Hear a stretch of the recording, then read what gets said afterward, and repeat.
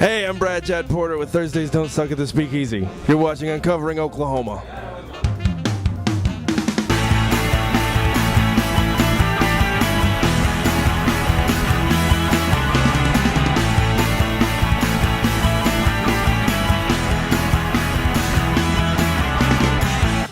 Thursday nights can generally suck with nothing to do. But over at the 51st Street Speakeasy, you'll find that Thursday nights really don't suck. Thursdays Don't Suck is our comedy show. We started about 3 years ago, or about 2.5 years ago rather. We have all the best local and regional comics that come and grace our stage, and we've built a little bit of an audience that has come to appreciate sort of the variety and the diversity of the comics here in the city, and so all is well here. So my wife asked me not too long ago, or my ex-wife asked me not too long ago, are you seeing anybody? Which I guess is like a natural question. I guess that's a natural question. But like in the moment, I kind of hit my ears wrong, and I was like, none of your fucking business. Like, I didn't know how to say that without being shitty, but she was like, are you seeing anybody? And I was like, you can't fucking ask me that. That's not fair. That's like if I made you a sandwich and I brought you the sandwich and I was like, hey, look, I made you a sandwich. It's got all of your favorite things on it. The things that you said you liked are on the sandwich. Here they are, right here, if you would like to enjoy this sandwich. I don't want your fucking sandwich. What? Why not? Because you're a fuck up and a loser and you're not going to amount to anything and you don't have anything to offer me and you're not even a man! Okay, I'll put it over here then. Thursdays Don't Suck is one of those shows that is very plugged into the local scene because of its location. It makes it kind of a unique venue. Typically very intelligent audiences, typically very savvy audiences, politically savvy audiences, so you can get away with stuff here that you can't get away with in other rooms, especially in the Oklahoma City area. So you guys into the board games? You guys like board games and stuff? Yeah! That's what's going on. Like Monopoly and stuff. I play Monopoly sometimes. I got my Monopoly board at Walmart, so I play a little bit differently. Like I pay out women less money, and my smaller businesses fail.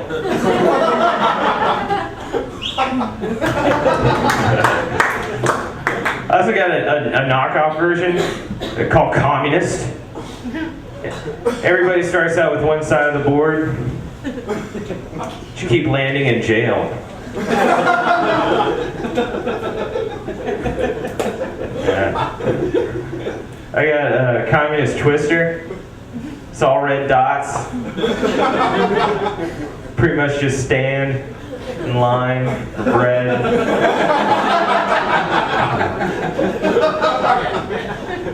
Alright. Cold War jokes are still good. I got Bobby Kennedy Clue.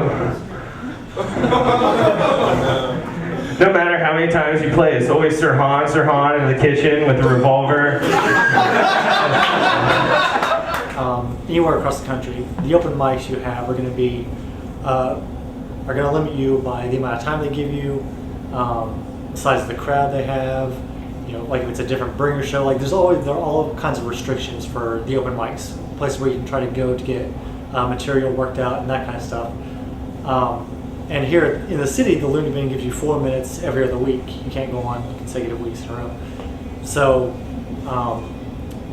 kind of early on, we had friends start up a show at Othello's in Norman, so we could do more time and try to get jokes worked out and that kind of stuff.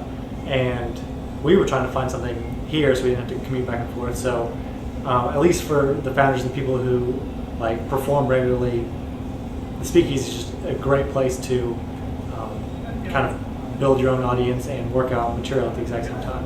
Speakeasy is also Brad's favorite bar in the city. First of all, there are 4 bars, 4 places that you can sidle up to and order a drink. There's a smoking room and a non-smoking room. There are rooms upstairs where you can just hang out. It's where we happen to be right now, just a room upstairs where You're free to come in, have a seat on the couch, chill with your friends, lots of places to sit. It's actually a very nice atmosphere. Everything's very well done, and it looks nice. They do serve food. I think some of the best appetizers on the planet. They have these bacon wrapped chicken medallions that I could eat until I throw up. Like if I don't, I have to either run out of money or be around people who I can trust to take care of me, or I will eat so many of them that it makes me sick. They're fantastic. Love them. So yeah, and the best beer on the planet. You can get the best beers, whatever it is that you're into. I'm sure we have it here at the Speakeasy. Thursday Nights Don't Suck is always open to new comedians, but you have to work your way up. You gotta go to Othello's on Tuesday nights in Norman, and do some time Wednesday nights at the Looney Bin. Sign up, do the open mics, get out and start putting some stuff together. We really don't like to book you here at the Speakeasy. We love to book local comedians. It's what we exist for. It's why we're here. It's what we do. But we don't like to book you until you've got, or until there's a reason to. Until you need more than 5 or 10 minutes to put together something more substantial. When you're at that place. In your development, when you're at that place as a comedian and you feel like I can't do this a little bit at a time, I need to put it all together, that's when we want to book you and give you a chance to put your act together. Because that's what this is all about, giving people a lot more time on stage than they can get at the open mics. If you're a comedian, Brad shares the following advice with dealing with hecklers. I scream a lot in my I scream a lot, just scream. And I don't get a lot of hecklers because I think I kind of throw off that vibe that I'm already screaming. Like, what are you, so I don't really deal with it a whole lot. I think you shouldn't try, you shouldn't try to outsmart hecklers because A, if you don't, things go badly quick. And B, you can't sort of give them that. Right. A lot of people, I think, heckle because they think it makes the show better. And I think a lot of people heckle because they think part of a comedian's job is to handle the hecklers, and that it may, and comedians that do it well are better at comedy, and that's just part of, I think, somehow what people get in their brains. When the reality is, when you heckle, you suck, and you're making the show suck. You should shut your face.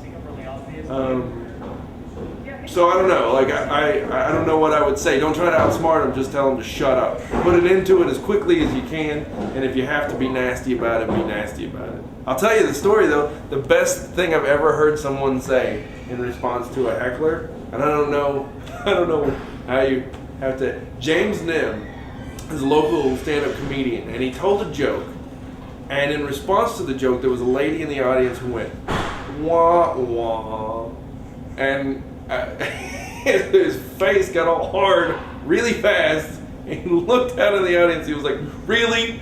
Wah, wah. Is that the sound your mother's vagina made when you were born? Wah, wah. Congratulations, Mr. and Mrs. Douchebag. You just gave birth to a bouncing baby asshole. It made me laugh and laugh. If you're thinking about heckling one of the comedians at Thursday Nights Don't Suck, Brad has a special message just for you. So if tonight you're in the audience and you feel like that you might heckle, kill yourself. It's not cool. Since Speakeasy is a bar, it is 21 to enter. However, there's generally no cover charge unless there is a big name comedian in town. So, now that we covered everything, how does one get to Speakeasy? 51st Street Speakeasy is just west of Northwestern on Northwest 51st Street. If that's not saying the words north and west enough, I don't know how I can make you happy. We're catty corner from Bishop McGinnis High School. It's a cool story. You should ask the owner about why they don't sell domestic beer. It's really funny. It's basically the corner of 51st and Western on the north side of the city. If you're coming in on I-44, get off on Western and bang, Bob's your uncle. You're a block north of it. And it looks like a big building. It looks like a big house. It looks like a big house. It really is set up like a speakeasy. It's very much like what I had imagined a Prohibition era speakeasy to be. come out and drink and have a good time. If you get an opportunity to see Thursday Nights Don't Suck, you're going to be a fan. I promise you that, because I know I am. So even as someone who watches a lot of stand-up comedy, it never gets old here.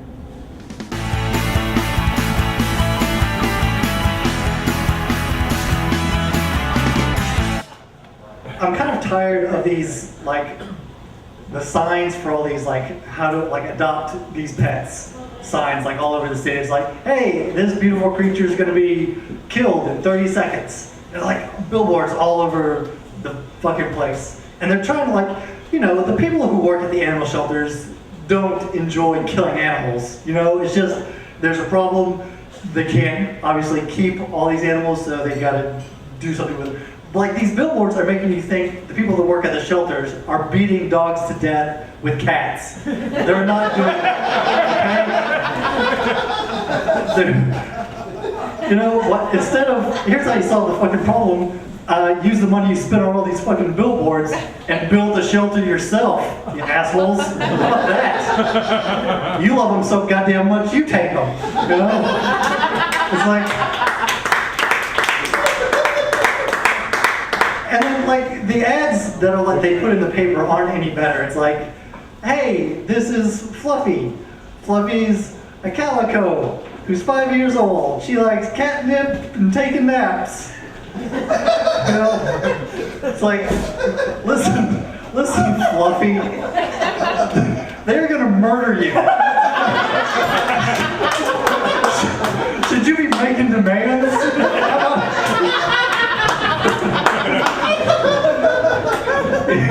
Here, Fluffy, let me write this ad for you. I like places that don't murder me.